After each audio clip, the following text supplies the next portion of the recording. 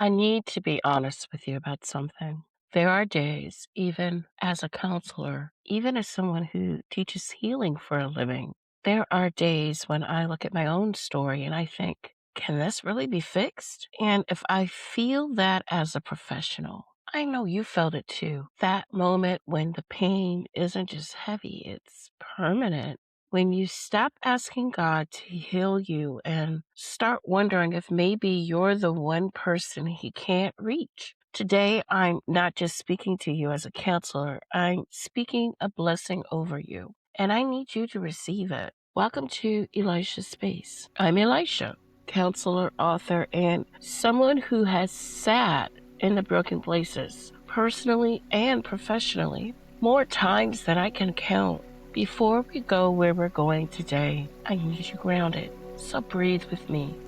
In, 2, 3, 4, hold. 2, 3, 4, and release. 2, 3, 4, 5, 6. Again. In, 2, 3, 4, hold. 2, 3, 4, out. 2, 3, 4, 5, 6. Good. Your nervous system just told your brain we're safe enough to feel this, and today we're going to need that. So let's name it, because one of the most powerful things we can do, clinically and spiritually, is name the thing that's been living unnamed inside us. It's not the same as sadness. It's not the same as a hard season. It's a specific belief, and I want you to hear that word, belief, that says that damage done to me is permanent. There is no version of me that is whole. The best I can hope for is survival. But restoration? Well, that's for other people. And if you're sitting in that belief right now, I want you to know you're not crazy. You're not faithless. You're not dramatic. You are having a completely understandable response to what you've been through. As a therapist, I can tell you there's a name for this. In clinical psychology, we talk about core beliefs, sometimes called schemas. Now, these are the deep operating systems installed in us, usually in childhood, usually through pain. And one of the most common schemas in trauma survivors is what we call the defective schema. It sounds like this. I am fundamentally flawed. If people really knew me, they wouldn't love me. Something about me is broken at the foundation. Now here's what's important. This belief doesn't come from truth. It comes from experience. Someone treated you as if you were disposable, and your brain, which is designed to make meaning, concluded, I must be disposable. Someone failed to protect you, and your brain wrote the story. I must not be worth protecting. The belief feels like a fact, but it's not a fact. It's a scar that learned how to talk. Let me say that again. Your brokenness is not a fact. It's a scar that learned how to talk. And scars are evidence of wounds. Yes, but they are also evidence that the wound closed. You're still here. The wound didn't win. And here's where I want to gently challenge the church, because I love the church and I'm speaking as someone inside it. Sometimes in faith spaces, we add a second wound on top of the first. We tell people, just give it to God, as if trauma is a package you can hand over at the post office. We quote Jeremiah 29:11. I know the plans I have for you, to someone who can't even get out of bed. And we wonder why they feel more broken, not less. Because now they don't just feel broken, they feel broken and guilty for not being able to faith their way out of it. That's not ministry. That's spiritual manipulation. So, what does God actually say about broken people? Not the Instagram version, not the bumper sticker theology. What does the Word actually say? Psalms 34:18. The Lord is close to the brokenhearted and saves those who are crushed in spirit. Now, I want you to notice the verb. He doesn't stand at a distance and shout instructions. He comes close. Proximity, intimacy, nearness. The text is saying that your brokenness doesn't repel God. It attracts Him. Psalm 147:3. He heals the brokenhearted and binds up their wounds. The Hebrew word for binds up is shabash. It's a medical term. It means to bandage, to wrap, to compress a wound until it stops bleeding.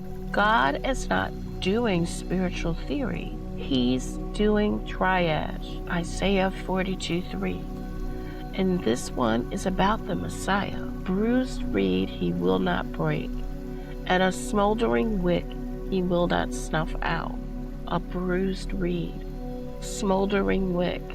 That's you on your worst day, almost broken, almost extinguished. And God's response is not to discard you. His response is gentleness. Notice where you feel that in your body right now, because your body knows truth before your mind accepts it. If something just shifted in your chest, if your eyes stung for a moment, that's not weakness. That's your spirit recognizing something it's been starving for. Permission to be held while broken. But I want to take you to the story that changed how I practice as a counselor.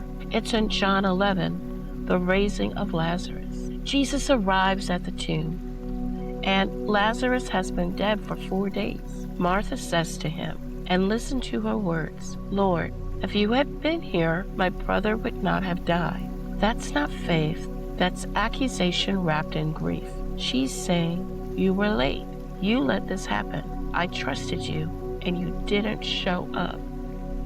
And what does Jesus do? He doesn't correct her theology. He doesn't quote scripture back at her. Verse 35, the shortest verse. Verse 35. The shortest verse in the Bible. Jesus wept. The Son of God stood in front of death and decay and grieved with them before he fixed anything. He entered the brokenness before he spoke it. And then, and only then, he said, "Lazarus, come out." And the dead man walked. But here's the part everyone misses. Verse 44. The dead man came out, his hands and feet wrapped with strips of linen. He was alive, but still bound, still wrapped in grave clothes. And Jesus said to the people around him, not to Lazarus, "Take off the grave clothes and let him go." You know what that tells me. Resurrection is God's work. But unwrapping, that's community work. That's why you need a counselor. That's why you need safe people. That's why you're listening right now. God brings you back to life, but He uses human hands to remove the things still binding you. If this episode is reaching a place in you that nothing else has been able to touch, and I believe for some of you it is, I need you to do something for me. Share this, not on your feed. I'm not asking you to perform vulnerability. Text it. Send the link to the one person you know who is in the broken place right now. You might not have the words, but I do. Let me speak them for you.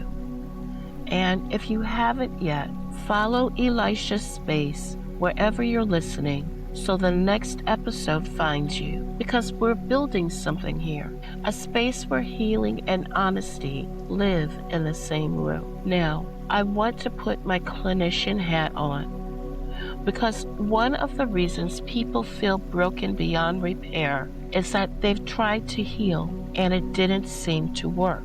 They went to therapy, They went to the altar. They read the books, did the journaling, prayed the prayers, and they got better for a while. And then they didn't. And that relapse, that regression, it whispered something devastating. See, you can't be fixed. So let me tell you what's actually happening clinically.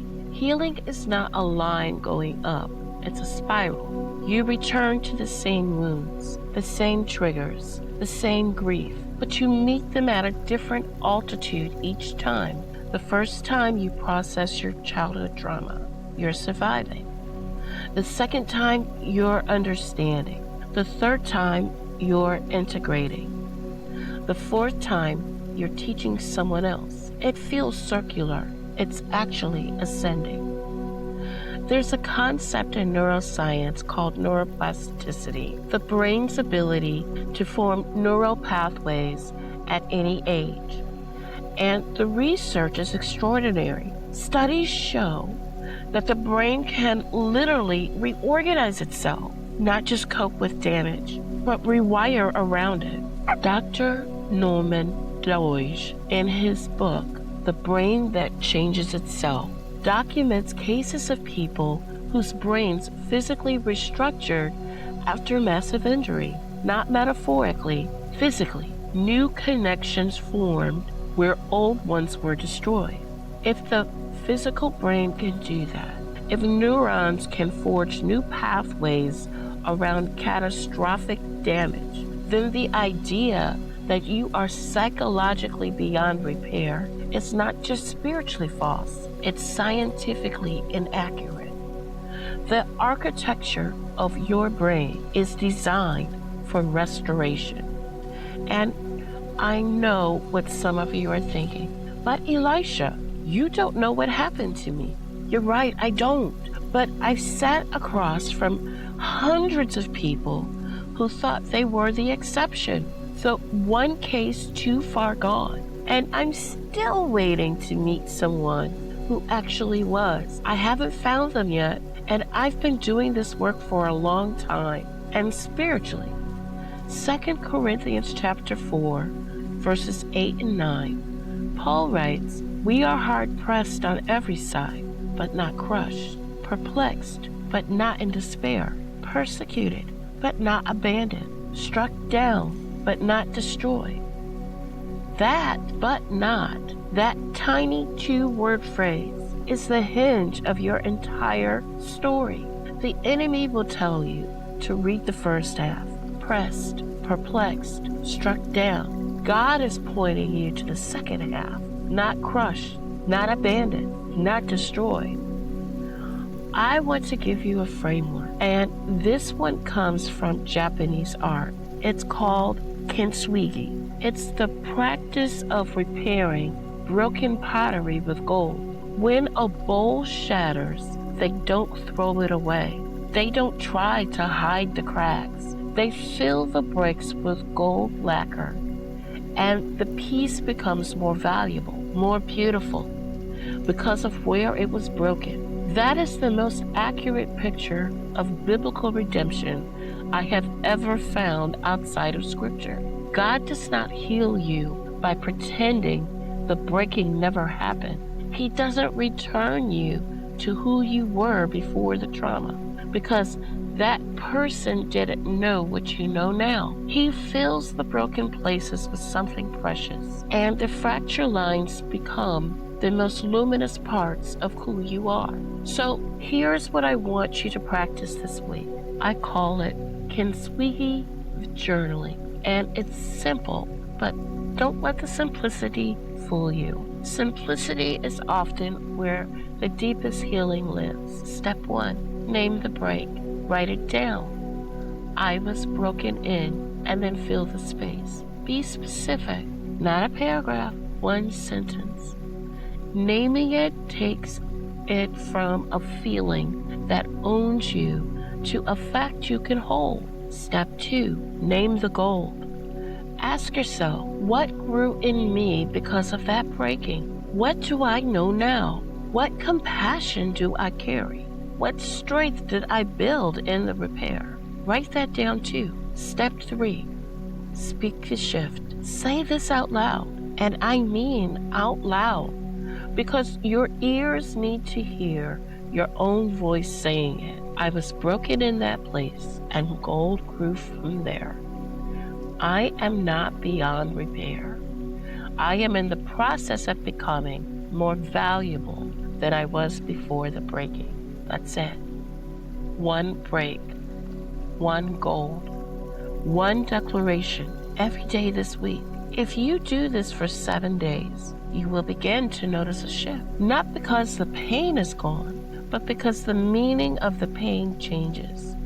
And when meaning changes, everything changes. Some of you need to do this exercise with a counselor or a trusted friend present. If the break is deep, if it's childhood abuse, assault, abandonment, please don't excavate that alone. That's what safe people are for. That's what therapy is for. Healing is brave, but it should also be boundaried. Now, I want to do something I don't normally do.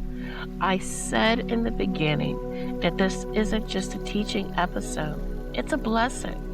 So I'm going to ask you to do something for me. If you can, close your eyes. If you're driving, keep them open, but soften your grip on the wheel. If you're lying in bed at 2 a.m., let your body sink into the mattress. If you're on a walk, slow your pace. I'm going to speak over you, not as a teacher, not as a podcaster, but as a counselor who has seen the broken places, and as a woman of faith who believes in the God who fills them with gold.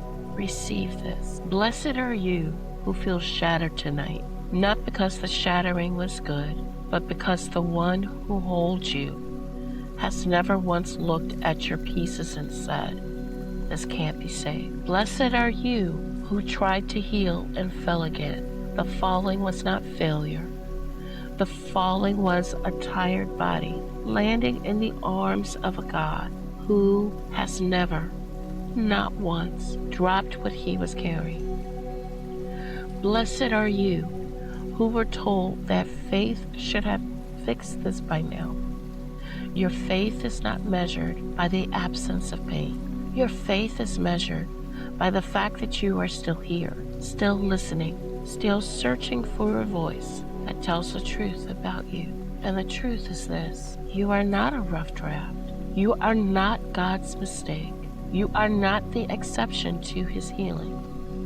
The same God who spoke light into darkness, who breathed life into dust, who called Lazarus out of the tomb after 4 days of death and decay, that God is not intimidated by your brokenness. He is not pacing heaven trying to figure you out. He is not scrolling past your prayers. He is close to you right now.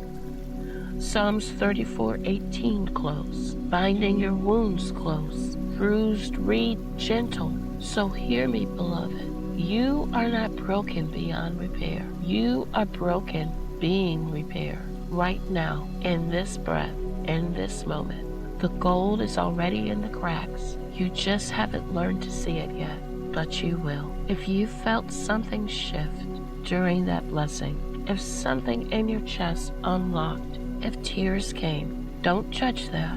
That's your spirit receiving what your mind has been rejecting. Let it in. Your challenge this week is 2 things. First, the Kintsugi journal.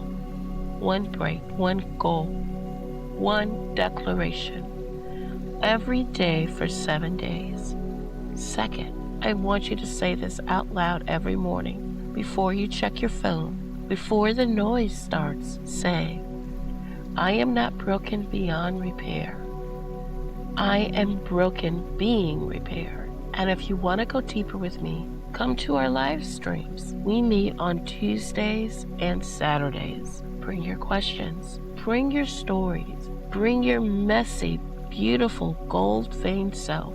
This is a safe space. That's not a tagline. That's a promise. I love you. I mean that from the truest place in me. And I'll see you in the next episode of Elisha Space.